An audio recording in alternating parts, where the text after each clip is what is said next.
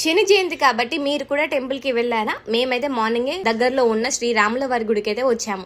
రాగానే దర్శనం చేసుకొని హారతి తీసుకొని బ్లెస్ చేసుకొని ప్రదక్షిణలు అయితే చేసేసి హనుమాన్ దగ్గర నిమ్మకాయ దీపం వెలిగించాలని ప్రిపేర్ చేసుకుంటున్నాను. బేసిక్ గా ఇలాంటి స్పెషల్ డేస్ ఏమైనా వస్తే కంపల్సరీ టెంపుల్స్ కి అయితే వెళ్తాను. అండ్ వెళ్ళిన కొద్దిసేపటికే మనసు ప్రశాంతంగా ఉంటది కదా. సో నేను కూడా దీపం వెలిగించాక ఇక్కడ దీపాలకు కుంకుమ పెట్టి మొక్కుకొని అక్కడ ఉన్న దాంట్లో పెట్టాను.